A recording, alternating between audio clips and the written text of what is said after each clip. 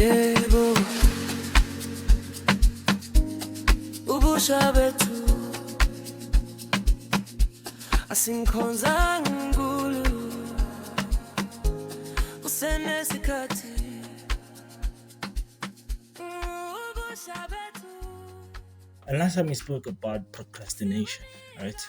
And today I'm going to be speaking about the fear of serving. Sure, man, like it's a lot to uncover. But where I can start is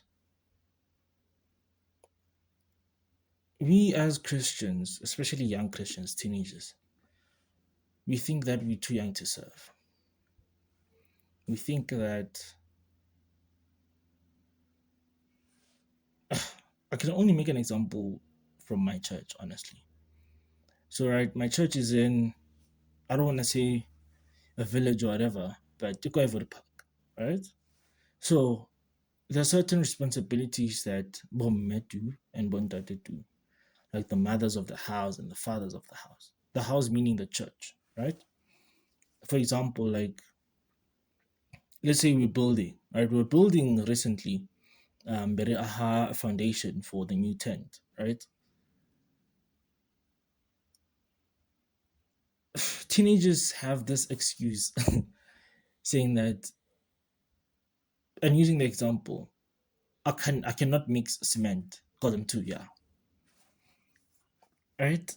Or for this the girls, the ladies, the sisters, they would say, "Hore, nah, let's say maybe it's an event at church. I can't cook because I'm too young." And you might ask yourself, is it an excuse or is it fact? It might be both. But it's actually from the fear of serving. And I'm not meaning this, hore, they don't want to serve, ne?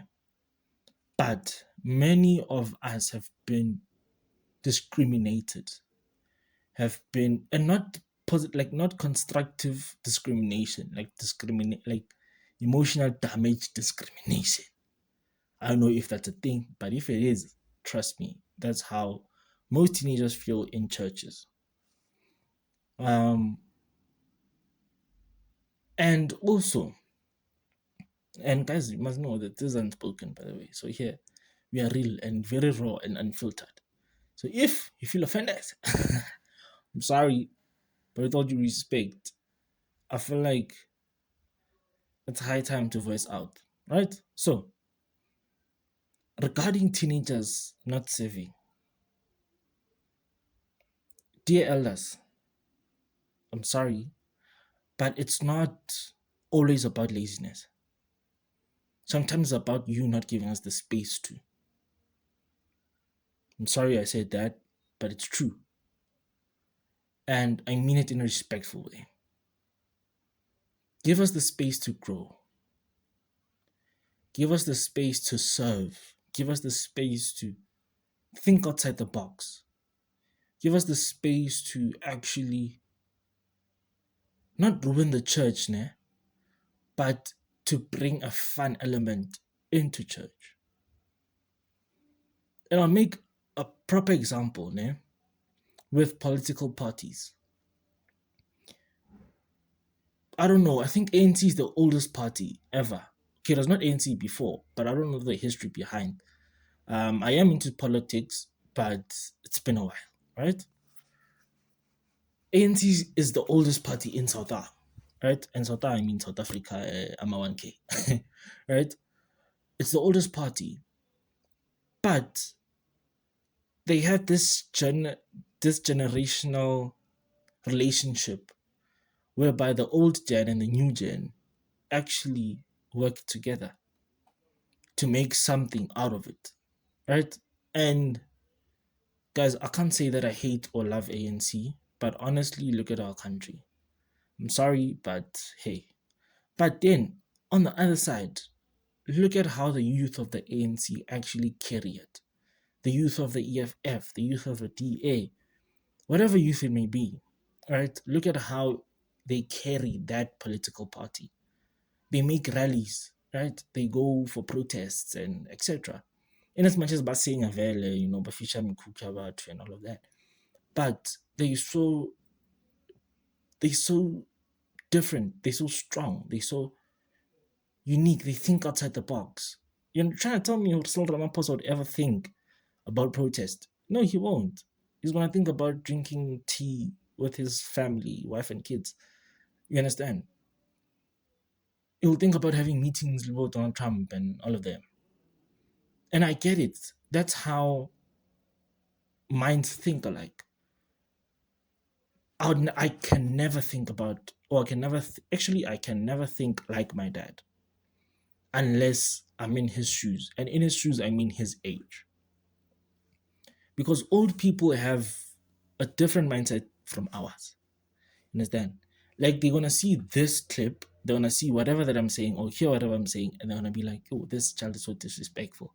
I'm shisa, I'm shy, I'm khama, I'm bonya," whatever the case may be. But you, who's watching this and who is meant for this, like you understand where I'm coming from. And the problem now is when you come to church, that is not there. Why does the world give young people opportunities to showcase themselves while the church doesn't? Sometimes I don't blame kids or teenagers for not wanting to serve at church. Sometimes I don't blame them for leaving church sometimes. Like, guys, it's just a lot, right? It's just a lot. But then going back to the topic, the fear of serving. They have this fear that Ukoko Spanban is gonna discriminate me. Ukoko Spanban is gonna judge me. And that judgment on its own, it's going to destroy me. Young people know themselves, one. Some don't, some don't. And sure, I don't even know what to say. But some teenagers by themselves, they struggle with low self-esteem. And you come into church and you get discriminated because because you played the wrong key on the guitar, because you sang the wrong tone or you sang the wrong voice. Even if you're not discriminated, but the facial expressions, Jabazalwan, yo.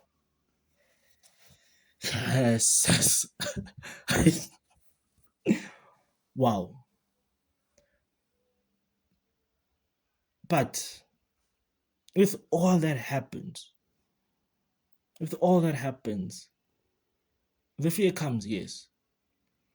But then now it's your choice as a teen to whether stand against the grain or to be part of the grain. And what I mean by that is prove yourself. Don't ask for spotlight or attention, but prove yourself behind the scenes. Prove that I can take a discrimination and it actually builds me. One thing about our generation is we're too soft. That's one thing about you. That's one thing about me. That's one thing about everybody else who's watching this. All in 2K. My 1K, yeah. But we are too soft. And I feel like it comes to our disadvantage because we're too soft. Especially in Christianity. Christianity is not supposed to be too soft. There are times whereby you must be hard. There are times whereby you must be harsh. God, Tina, we are too soft. And, guys, the only people that I can blame is the people who groomed us in life, whether be it parents, siblings, or even peers sometimes. Your peers make you soft. They'll be like, Ntana uzulu. Back in the days, like our dads, like if they went through something horrific, like they'll be like, but then lately we have this, we have this softness, I'm also crying on the inside about the softness that we have, because it makes us be in our princess era, whereby everything belongs to us. I can get whatever I want because I'm young and all of that. And that brings a distraction into the church, a huge distraction into the church, whereby now there's a contradiction between elders and the teenagers. Hence, elders don't give us the space to serve because you're entitled to that. So this goes two ways. Teens accept correction. Elders correct with love, not with determination of destroying another human being's emotions or feelings or thoughts. Because at the end of the day, that person might be 20 years younger than you, 40 years younger than you, but they're still a human being. They have emotions, they have feelings. And teenagers respect their elders, regardless of what they do. I know in the Bible it says that you must honor your parents in the Lord, right? Like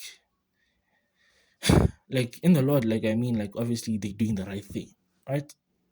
But then still honor your parents, regardless. And parents, I mean, obviously elders, of course, and obviously your parents as well. But honor them, respect them, and don't, yeah, man, respect them, but need. So as elders, I know that you're entitled to respect and all of that, but also respect the teenagers as well. Because at the end of the day, respect is not submission. Respect is accepting this person is a human, they have feelings, they have emotions. It's my responsibility to protect them, especially in church. Because in church, we are family, I guess. Because I don't know what's going on lately in churches. But we are family. We're supposed to be family. So it's your responsibility as an elder to see one kid crying in the corner and making sure that you're the comfort and not the destroyer of their emotions. Make sure that you protect their emotions. As I said, our generation is soft. I'm not saying pamper them or whatever, but if you see that they've been through tribulations, through hardships, and etc., be their comfort. Especially when they're still growing, be their comfort. You see that, okay, she has a voice to sing. Train them. Don't discriminate them. I have friends, a lot of friends who sing, and they always say, no, I asked them, why don't you sing anymore? I was discriminated at church, some say at school, some say guy. Because, and they're not discriminated by their age mates or their peers. They're discriminated by people older than them.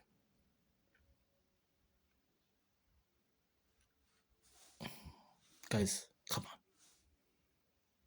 I'm sorry to be ranting out and to be crashing out and all of that. But at the end of the day, a human being is a human being. A human being is a human being. Let's respect each other. Let's protect each other's emotions. Let's respect each other's feelings.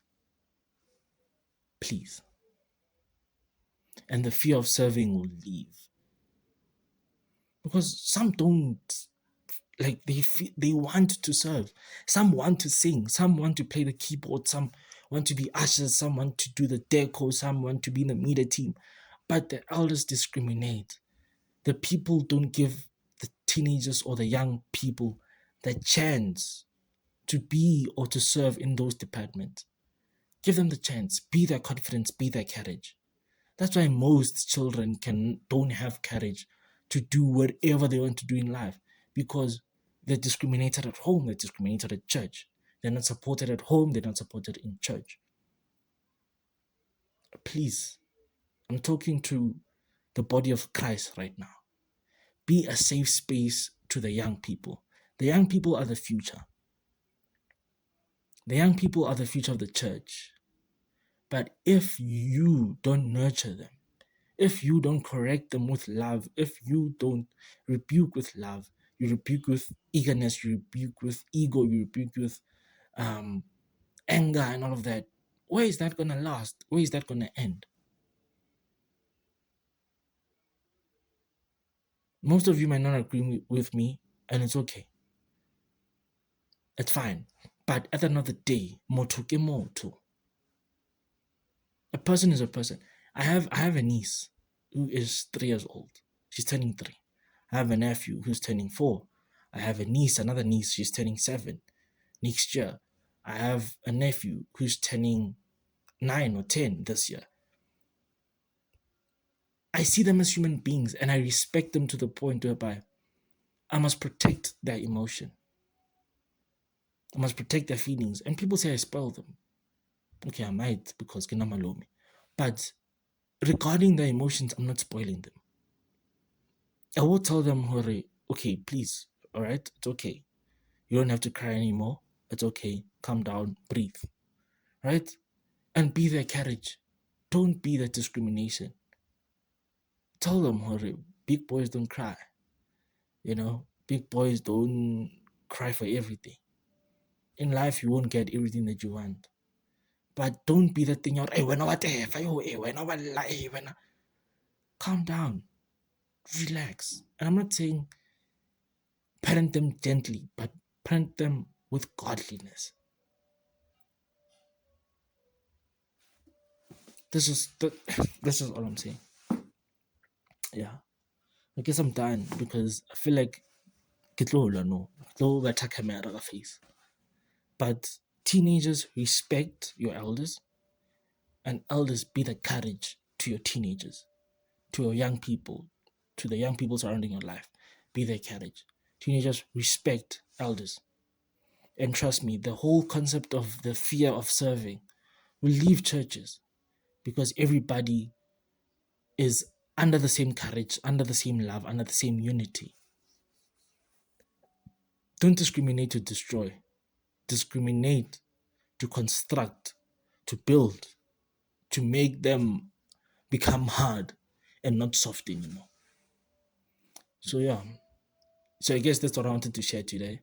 So if you liked what I just said right now, just comment down below regarding your experience or your testimonies, and we'll talk about this, of course. Still want to continue. Episode 3 of Unspoken is coming out. And thank you guys for chilling with me for, 17 minutes. And yeah, man, I hope that next time we shall be talking about massive things. But for now, it's have a lovely day from me to you, and may the peace of the Lord be with you all. And yeah, have a blast.